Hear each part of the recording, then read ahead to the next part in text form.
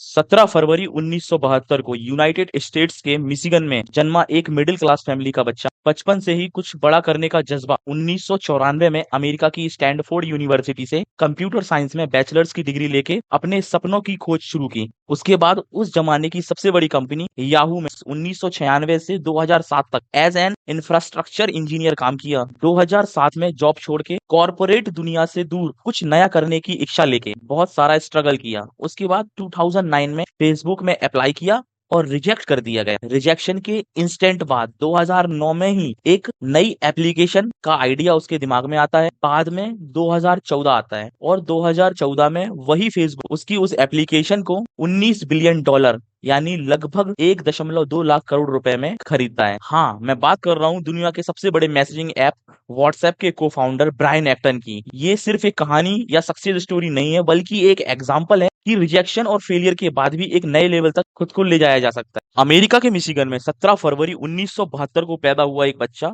ठीक है, जिसका नाम रखा गया Brian Acton. Middle class family में पैदा होने के बावजूद, ज्यादा फैसिलिटीज ना होने के बावजूद, उसके अंदर क्यूरियोसिटी फूट फूट के भरी हुई थी। जब वो सिर्फ 12 या 13 साल के थे तो उनकी माँ ने उनको एक एप्पल टू कंप्यूटर खरीद के दिया। उस समय जब दूसरे बच्चे क्रिकेट या फुटबॉल खेल रहे होते थे, ब्रायन एक्टन कंप्यूटर के कोड्स पढ़ते थे, उनको समझने की कोशिश करते थे। उन्होंने इस मशीन को कभी भी सिर्फ एक गेमिंग टॉय नहीं समझा, ये उनके लिए एक गेटवे था, एक नई दुनिया में एंट्री का। ब्रायन एक्टन ने अपने स्ट्रगल को मोटिवेशन बनाया। उन्होंने स्टैनफोर्ड यूनिवर्सिटी से कंप्यूटर साइंस में डिग्री ली और फिर जैसे उनको इंटरनेट टेक फील्ड में था तो उन्होंने उस टाइम की सबसे बड़ी कंपनी में से एक याहू में जॉब स्टार्ट की, जहां उनकी मुलाकात होती है जैनकॉम से। जैनकॉम एक और स्ट्रगलर जो यूक्रेन से आया था और अमेरिका में झाड़ू पोछा तक कर चुका था। एक तरफ ब्रायन, दूसरी तरफ जैन, दोनों टेक के दीवाने। दोनों ने याहू में साथ काम किया और 11 साल बाद एक डिसीजन लिया कॉर्पोरेट लाइफ से कुछ अलग करना। जैसे अभी थोड़ी देर पहले मैंने आपको बताया, 2009 में ब्रायन एक्टन ने फेसबुक में जॉब के लिए अप्लाई किया था। उस टाइम पे फेसबुक नया नया स्टार्ट हुआ था, ठीक है। अब फॉर सम रीजन फेसबुक ने उनको वहां से रिजेक्ट कर दिया। उस दिन ब्रायन एक्टन ने ट्वीट किया था, got denied by Facebook today, looking forward to life's next adventure. उस दिन फेसबुक के द्वारा रिजेक्ट होने के बाद ये वो समय था जहां से उनकी लाइफ एक नया टर्न लेने वाली थी। फेसबुक ने उनको रिजेक्ट तो कर दिया, लेकिन ये वही फेसबुक है जिसने बाद में ब्रायन एक्टन को अपना बनाया। 2014 में इसी फेसबुक को ब्रायन एक्टन ने घुटनों पे ला दिया था अपनी मेहनत और लगन की दम पे, और खुद को साबित भी किया।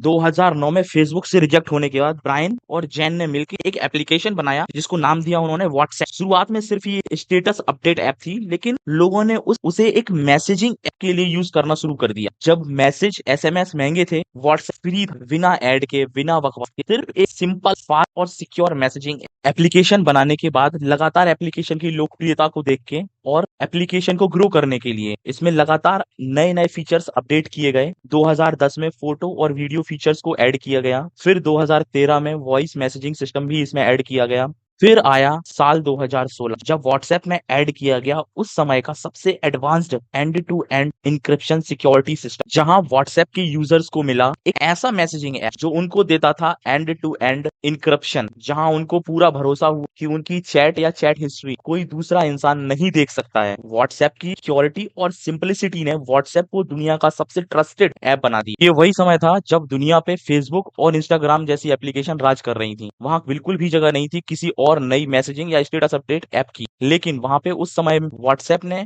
दुनिया के लगभग सारे टेक यूजर्स की मोबाइल में अपने लिए जगह बनाई। सिर्फ मोबाइल में जगह नहीं बनाई, बल्कि व्हाट्सएप फेसबुक और इंस्टाग्राम से ज्यादा यूज होने वाली एप्लीकेशन भी बन चुकी थी। और फिर आया 2014 जब फेसबुक ने ब्रायन एक्टन को ऑफर किए 19 बिलियन डॉलर, लगभग 1.2 लाख करोड़ उस समय, और ब्रायन एक्टन ने अपनी सहमति जता दी। उसमें उन्हें 4 billion dollar cash, 12 billion dollar Facebook के शेयर और व्हाट्सएप की लाइफ टाइम प्राइवेसी की गारंटी भी दी गई। ब्रायन और जैन ने मेटा यानी उस टाइम पे जो फेसबुक था उसको जब अपनी ऐप बेची तो उनके लिए उन्होंने एक शर्त रखी कि मेरी जो एप्लीकेशन है व्हाट्सएप, ये हमेशा एड फ्री रहेगी, इसमें कोई एड नहीं आएगी। उसके जो यूजर्स होंगे व्हाट्सएप के, इनका कोई भी डेटा कभी किसी के साथ शेयर नहीं किया जाएगा, और व्हाट्सएप जो है हमेशा एक इंडिपेंडेंट ऐप रहेगा। लेकिन जब फेसबुक ने प्राइवेसी से कॉम्प्रोमाइज किया, व्हाट्सएप में जो उनकी कंडीशंस थी कि ऐड नहीं आएंगे, यूजर्स का डाटा शेयर नहीं होगा, ऐप हमेशा इंडिपेंडेंट रहेगा, इस तरीके की जो इनकी जो टर्म कंडीशंस थी, उनको जब उन्होंने फेसबुक ने ब्रीच किया तो ब्रायन एक्टन ने कंपनी से क्विट कर दी और उन्होंने पूरी दुनिया से कहा it's time to delete Facebook. Yes, उन्होंने पूरी दुनिया से ओपनली फेसबुक से अलग होने को बोला। ब्रायन हमेशा चाहते थे उनका बनाया एप्लीकेशन व्हाट्सएप में कभी भी ऐड ना हो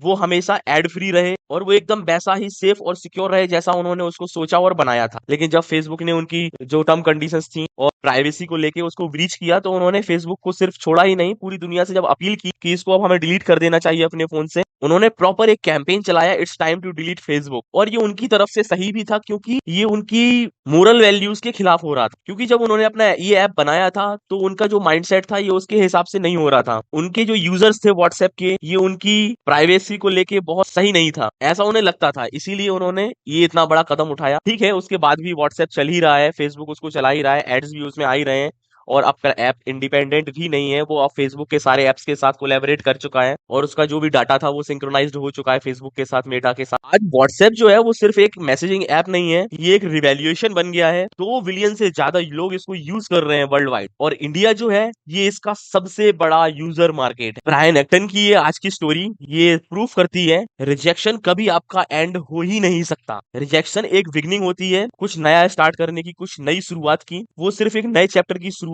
ही होती है। दोस्तों, अगर आप भी अपनी लाइफ में कभी रिजेक्ट हुए हैं तो याद रखो, कल तुम्हारा हो सकता है, लेकिन सिर्फ और सिर्फ सबसे ज्यादा जरूरी है मेहनत, कंसंट्रेशन, एक गोल जो आपको सही दिशा में लेके जाए। आप मेहनत करने से पीछे नहीं हटेंगे, आप झुकेंगे नहीं, सफलता एक दिन आपके कदम जरूर चूमेगी। ऐसी ही इंस्पिरेशनल कहानियों के लिए सब्सक्राइब कीजिए money mentor A to Z, और वीडियो को लाइक, शेयर और सब्सक्राइब जरूर कीजिए। मिलते हैं अगले एपिसोड में, तब तक सीखते रहें, बढ़ते रहें।